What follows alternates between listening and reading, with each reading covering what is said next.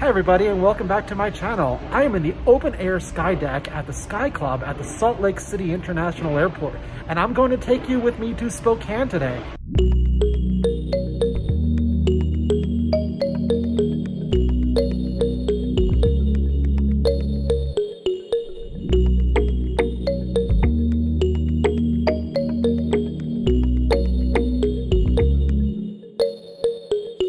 I am very fortunate to be able to fly out of this airport today.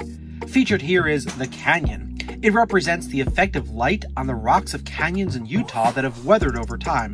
This art installation is 362 feet long, but I've got a much longer distance to cover today as my flight is going to be leaving from the B concourse, so I have to walk halfway down the A concourse to get to the connecting tunnel. The walk through the A concourse is very pleasant. It's bright and airy, and I'm getting to see a lot of nice large aircraft. Like this 767, which is bound for the Aloha State. I can see my Embraer 175 out the window, and it's boarding soon, so I continued my journey through the A concourse until I found the sign for the B gates. Down to the B gates.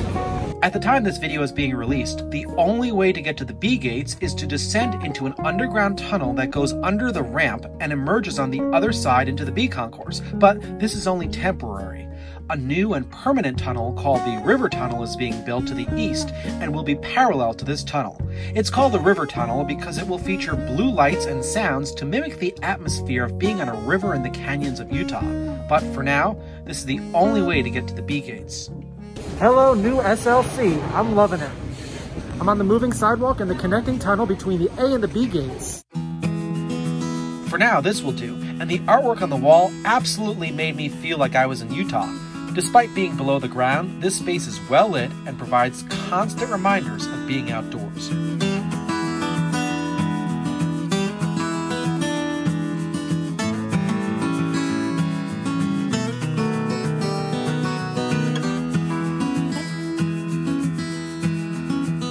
Unlike other airports, the atmosphere is very bright and airy. I'm enjoying it a lot. And there are definitely a lot of people here today at SLC. Delta Airlines is the primary tenant here. It's a hub for Delta, and that explains people going from concourse to concourse. Not too long ago, this airport was a completely different experience. It's almost like being in a different world down here. I'm enjoying it. And with that, it was time to ascend to the B concourse, where I'll soon be boarding my Embraer 175.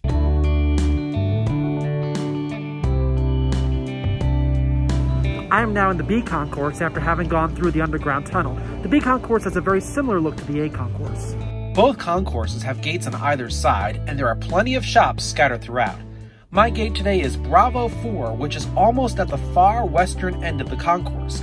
This is a big airport, and I've made it to the Embraer 175 that is going to take me to the northwest today.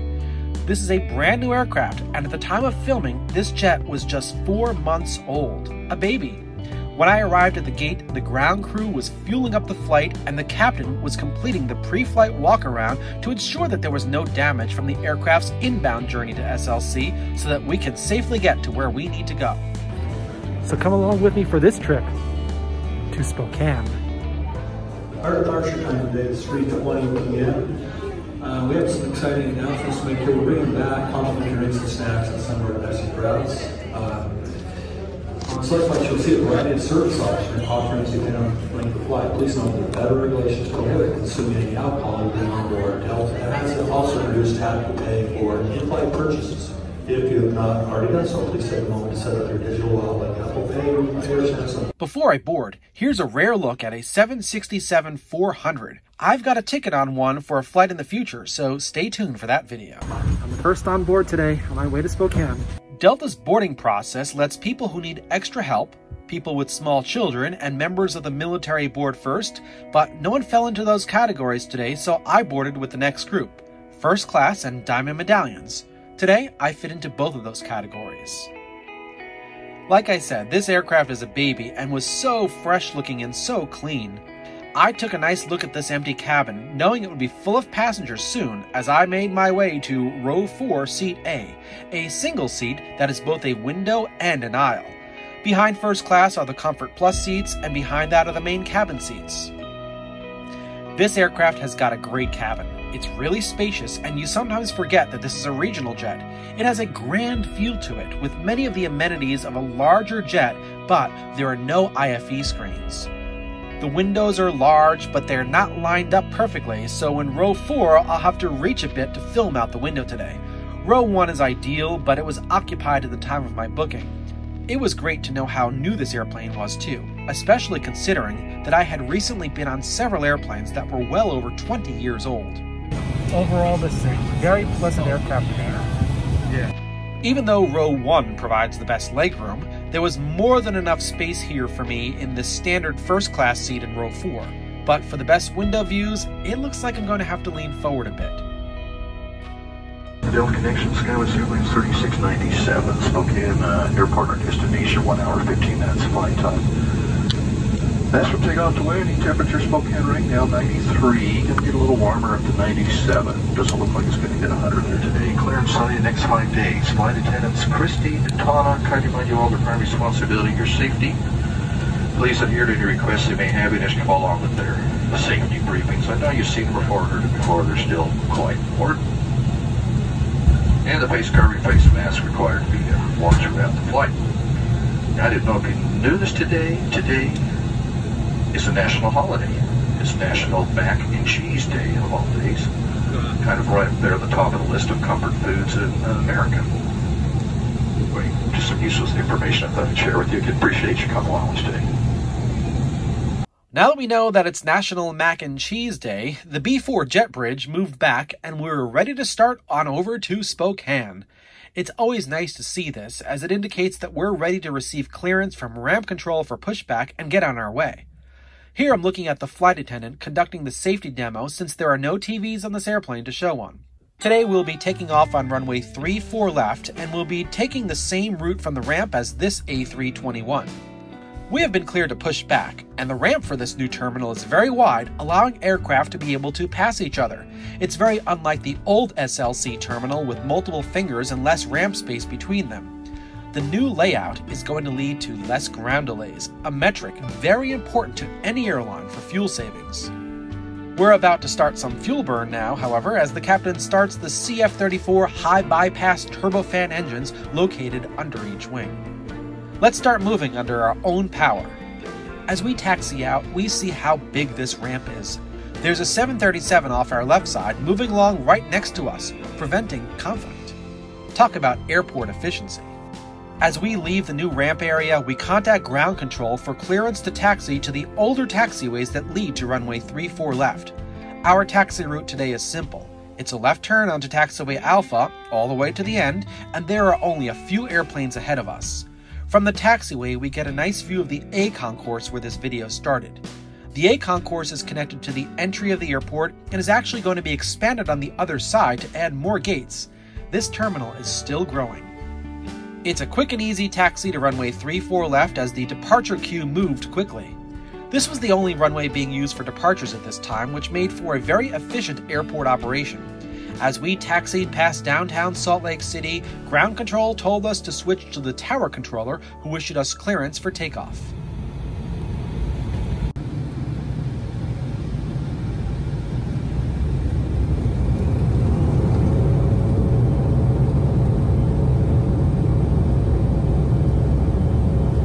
Runway 34 left is 12,000 feet long and is at an elevation of around 4,200 feet. Our General Electric engines are giving us the power that we need to accelerate down this very long runway.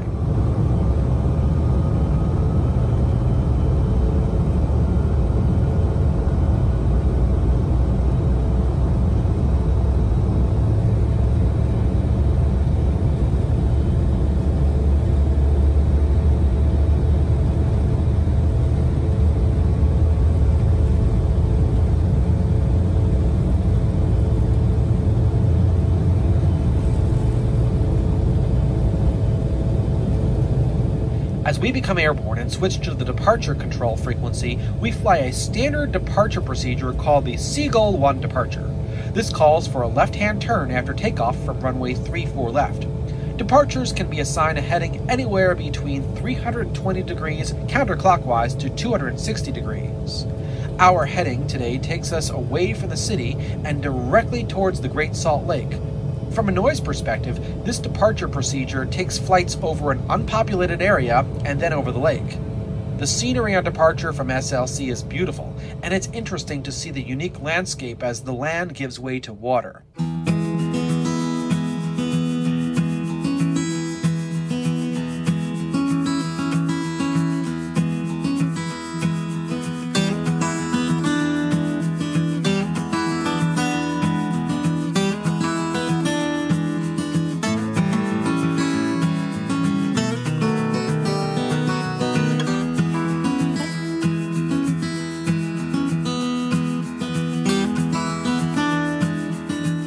Our route today takes us over Antelope Island, which I once had the pleasure of visiting.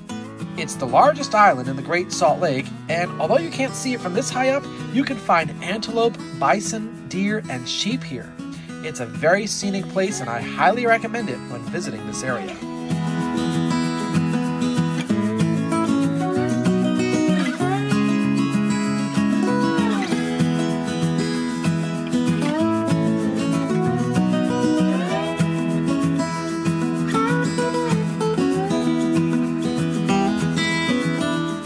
While in our climb, we got some great picturesque views of the lake.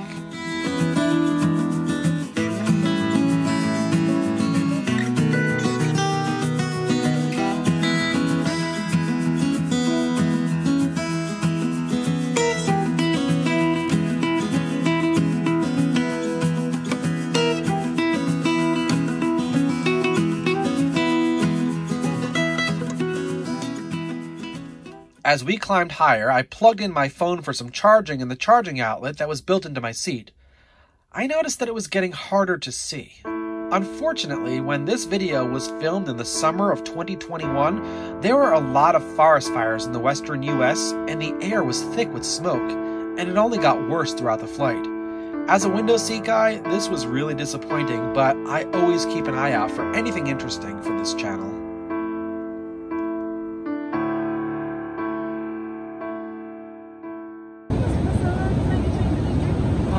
Orange juice with ice, please. Absolutely. Thank you. Now that I'm disappointed with the view, the flight attendant came by to take the first class drink orders. I opened my tray table and was served the orange juice that I ordered. I ordered it with ice and was given a can and a cup full of ice.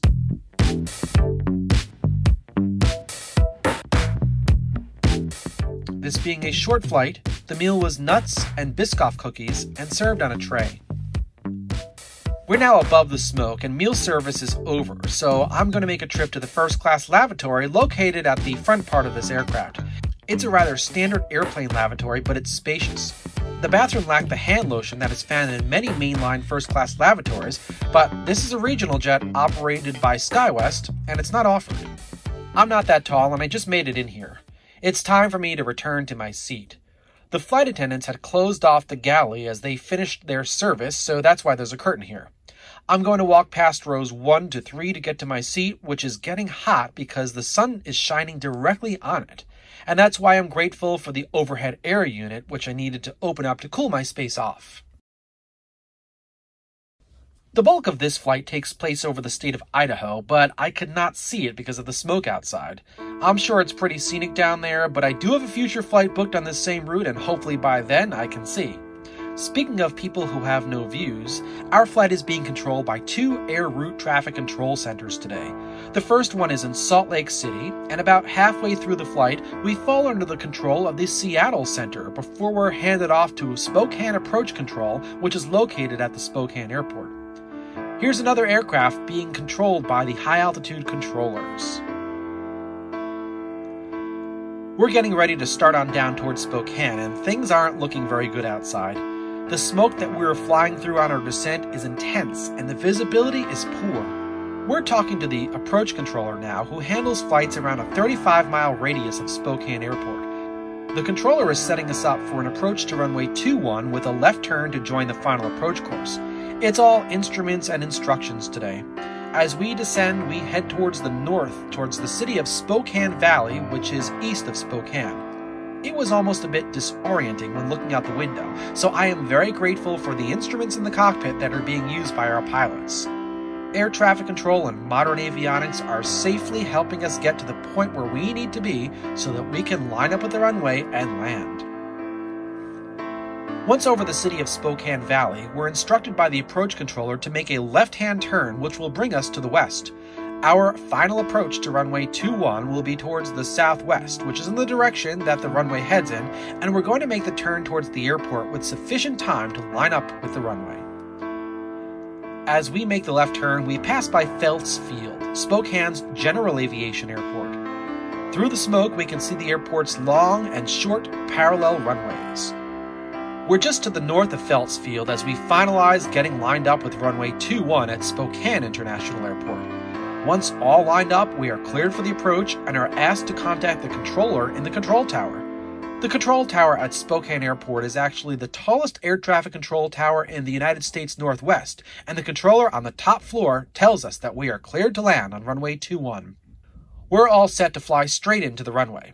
As we fly over the populated city, we cross Division Street, which separates Spokane into east and west areas.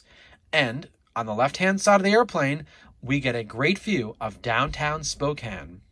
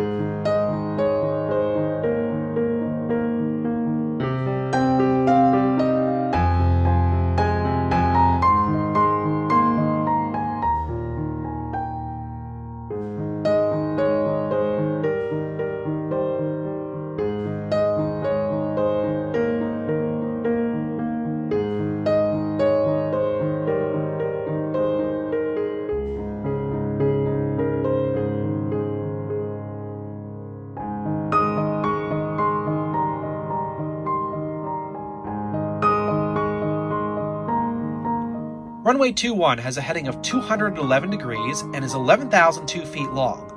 It intersects with another runway, runway 826, which is very far down from the beginning of runway 21 and will be able to vacate the runway prior to crossing the intersection of the intersecting runway. The Spokane Airport Terminal is off to the right side of the runway, so we'll be making a right turn to vacate the runway.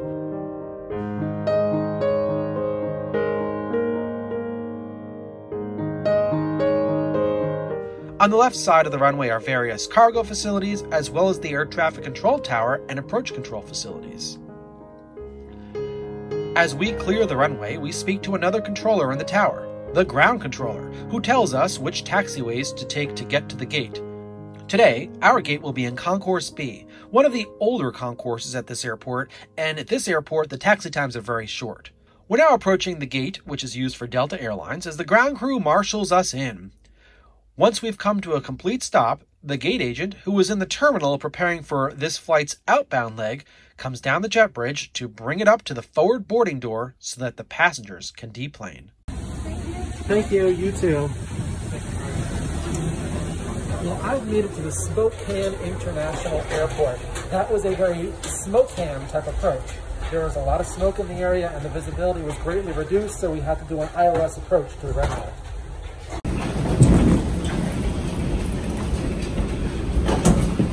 But overall, the flight was absolutely fantastic. That was a brand new aircraft, less than 1 year old. Great aircraft to fly on. I highly recommend it. Welcome to Spokane. Well, thank you so much for watching my video. I really enjoyed sharing my experience with you. Don't forget to subscribe to my channel and hit that bell button so that you're alerted as to every time I post a new video for you. I've got some more fantastic content for you, so stay tuned. Take care, everybody. Thanks again for watching.